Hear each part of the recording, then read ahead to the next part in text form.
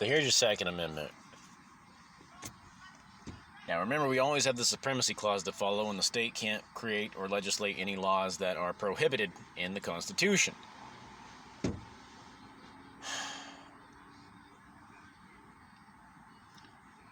So the Second Amendment says, well, a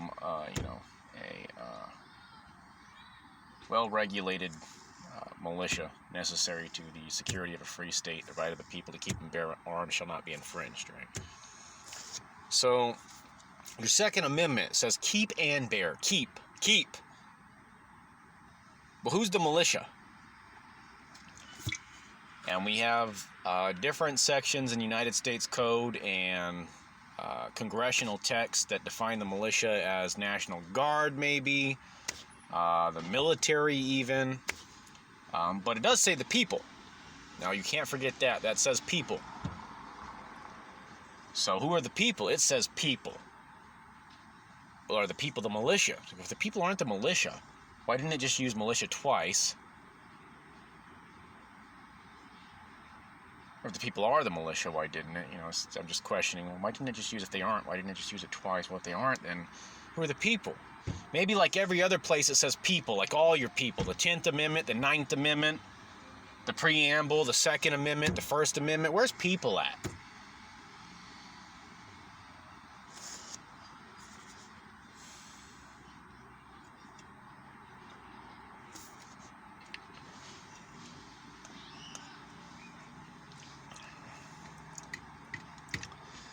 So, your people. I'm in jeopardy right now, and I'm taking people means everybody in the nation for 500, please. And I'm writing that down as my answer. It was 500 billion. I'm just wagering everything. Because that's what it means everywhere else. So we just have to go with, well, why would it mean something different right there? When everywhere else it means the same thing. All the people in the whole country, we the people, everybody, it's for all of us. That's what we are creating this for. So your Second Amendment right now, the militia I'll leave alone. That goes into different codes of law, maybe the armed forces, Title 10 of the United States Code. So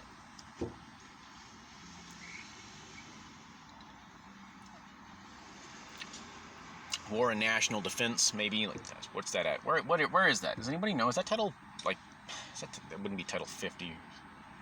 So, and that would be like what you can do during, but anyway, what to use as a presidential power to get people to move or mobilize federal assets and resources, including personnel and equipment, what your powers are over the country during exigent circumstances and times. But the Second Amendment is what we're talking about. We'll leave the militia alone and just get into the people. So the people.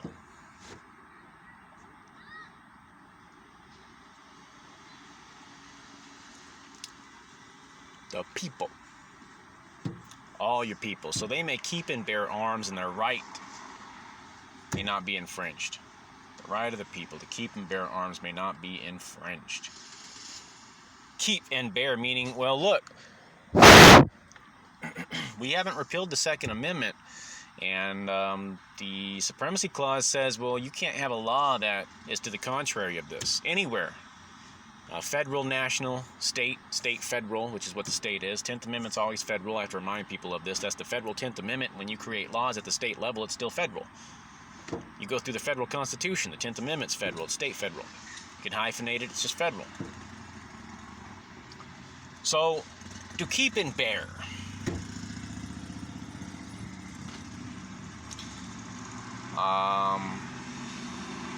Meaning, it's not really explained whether or not you can keep me from having one.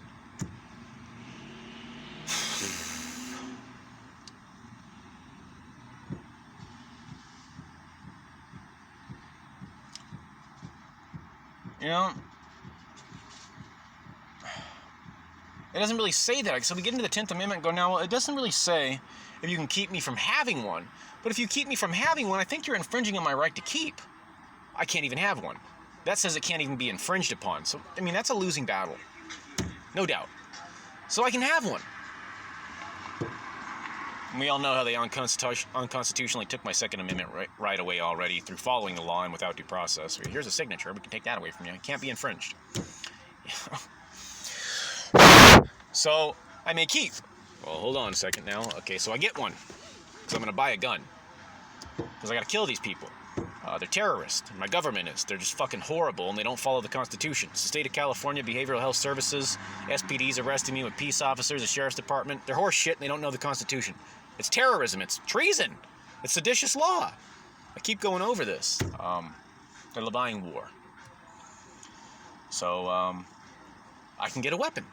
I can get a gun. It's a firearm. I can get a firearm. I may keep. I may bear. Well, what's brandishing? Gee, is brandishing legal? Is that an anti-constitutional law? Can I just walk up and down the street with open or closed carry and I don't even need a license for this? What is brandishing a firearm? Am I bearing it? Well, in what way? Are we putting limitations on the bearing? Well, it's carrying bearing. So that one's an issue too, and that brings me into the state issue. Now, I can have a gun, and they can't take it away. We know that. Whatever bearer is determined to be, keep is unarguable. I can get one and I can keep one. You can't remove my right to have one, because if you do that, you infringe on my right to keep one. I can't even have one, then I've lost the right to keep. You can't infringe upon that. So I may have a firearm. And when I have it, you can't take it away. Period. You can't take away my firearm. Keep. There's nothing else in here saying you can create a law in any other direction. Second Amendment. This isn't just strong, this is the literal interpretation. Weak means you're stupid and schizophrenic. Well, gee, I don't even know how to... I'm illiterate. I can't read. I'm inarticulate. What does keep mean? And not infringe upon it. You don't belong in any government office. That's what it means. And you don't belong in law enforcement.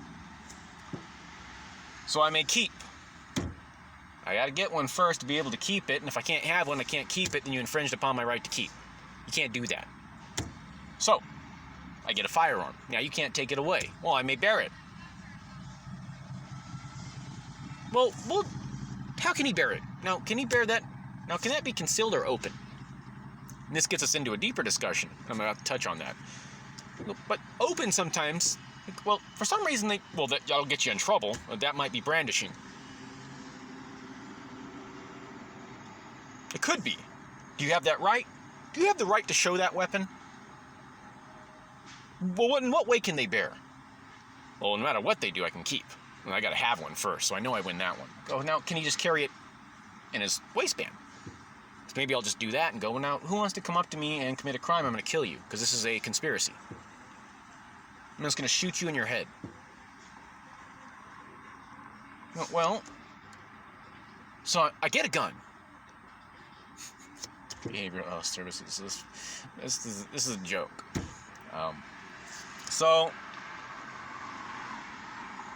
I get a gun, and I get my ammo. I can have ammo too.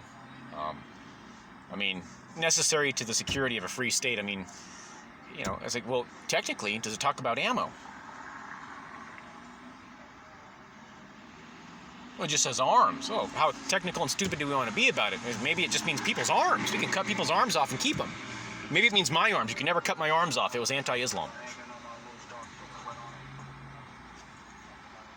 You're trying to keep you from getting your arms cut off so you can keep and bear your arms. But of course we know it means for the common defense and for the necessity of a free and secure state. So, well, I mean, if you don't have any ammo, you can't even defend yourself. What are you going to do, throw it at somebody? So, of course, it means ammunition and includes that, too. It's about firearms.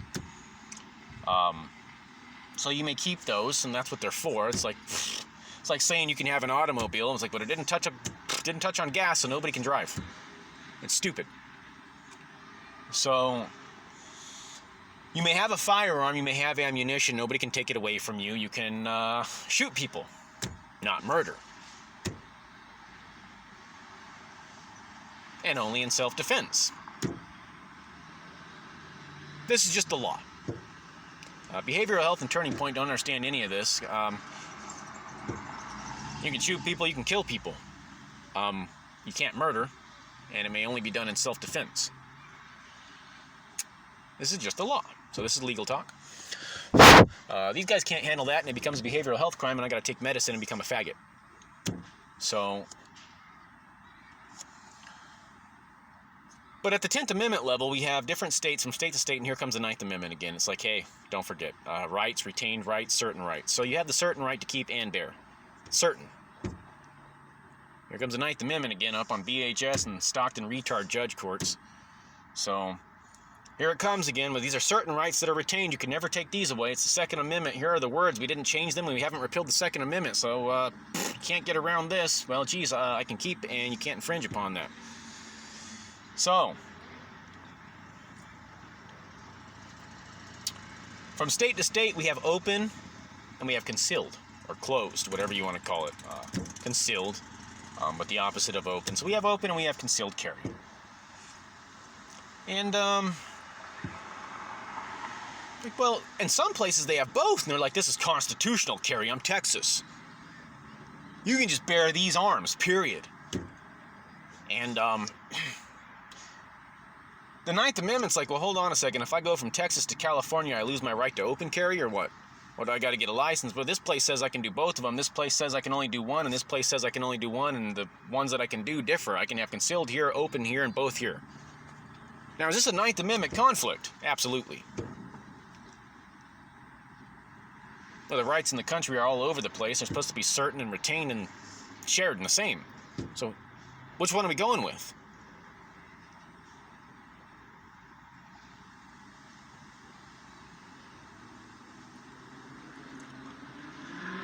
So this is for the Supreme Court, Congress to think about. This is the stuff they have to just figure out, because you got to have unity among the states. We're losing our states. They're all over the place. What's the 10th Amendment for? More perfect division.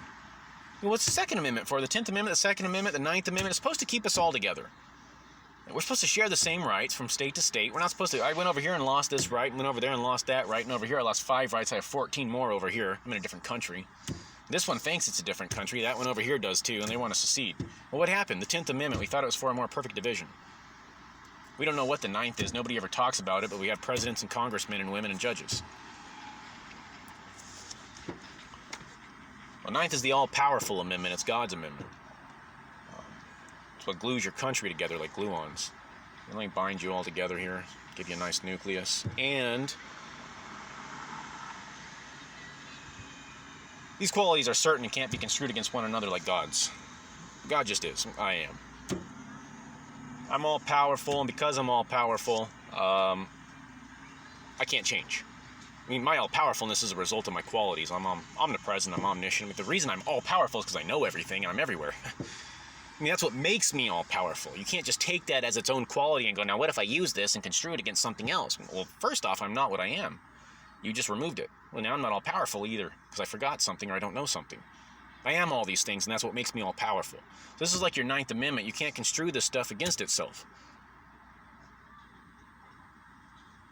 But the Second Amendment is an issue at the state level, interstate, which causes a 9th Amendment conflict. So what we have to do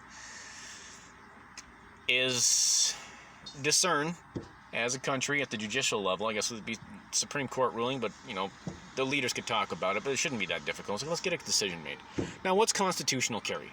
Now, they can all be considered constitutional, existing at once. Well, it's all constitutional, I guess. But what becomes unconstitutional is that there's a 9th Amendment violation because the 10th conflicts with itself from interstate perspectives.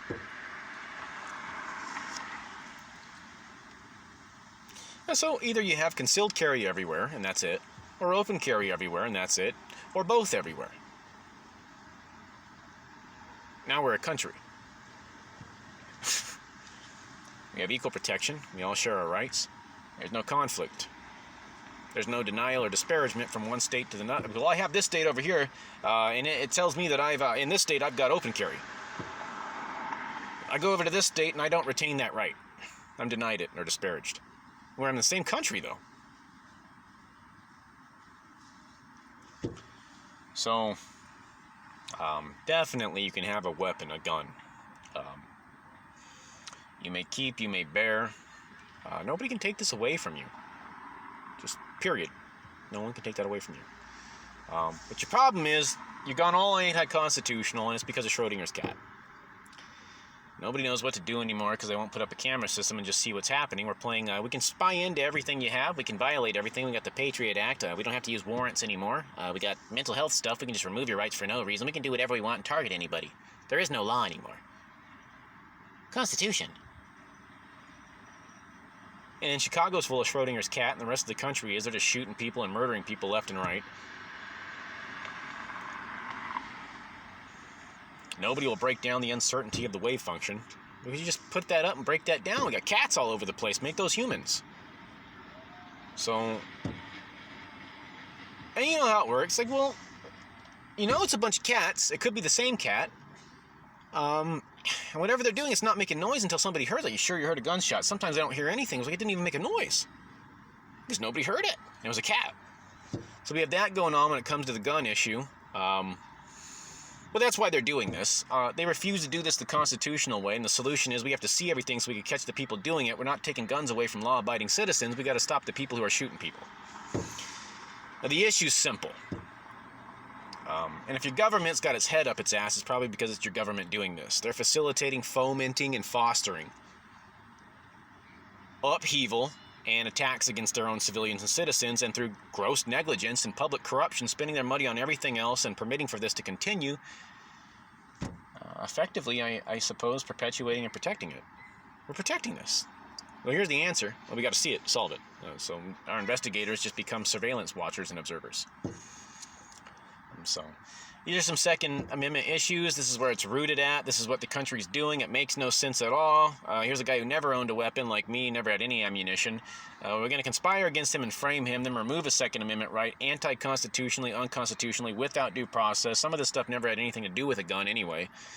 You've got people getting shot all over the country. Chicago alone is 2,500 a year. I don't think any of them have had their Second Amendment rights removed. We don't even know who they are because we can't catch them.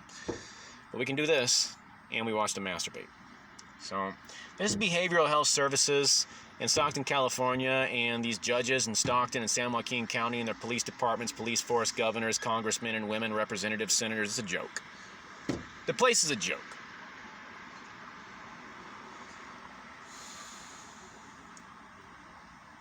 So, this is it. I just wanted to touch on the Second Amendment issue. I don't know.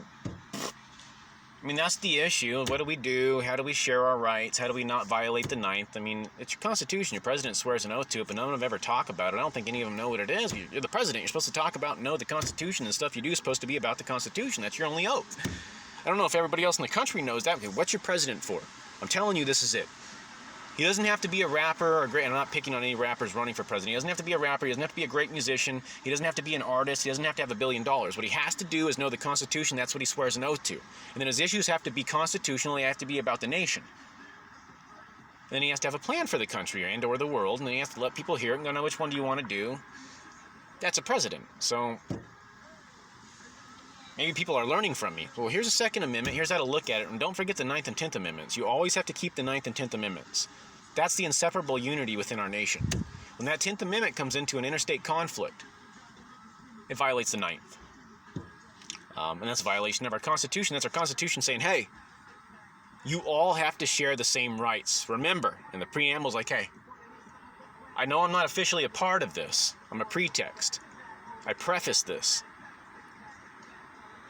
But I'm going to back you up and reinforce your point, 9th. This is for a more perfect union, not a division.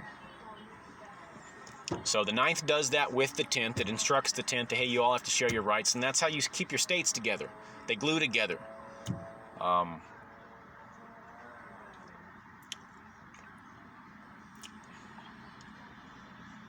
Otherwise, you get what's happening now. So you get the the division. You get states going off in their own different directions. I mean, this must be hard for law enforcement and government to deal with, too. Well, what's going on in this state and what are their rights? If they ever go to a different state, well, what's the state over here and their rights? Well, what's going on in our own state? What's the Constitution anymore? Does anybody know? Are we becoming another country? You're becoming 50. So you're a super mega power. You know, the Ninth Amendment's God's, and that's what makes God all powerful. This is what makes your people free, have liberty, and makes your country all powerful. All 50 of us, you know. The Middle East. The reason it's so easy for us to topple them, and I hate to do this again, the war game, but the reason it's so easy is because they're one little country. We have like 50 different territories or nations, and they all unite together and share a common tax, and it goes towards our government and our military, and we are the superpower. That's what makes us all powerful, and we're losing that. We're losing the harmony between our people, and then we're starting to lose. The states want to go off in their own direction. What you're going to have? How do you function? You're going to get invaded and be destroyed.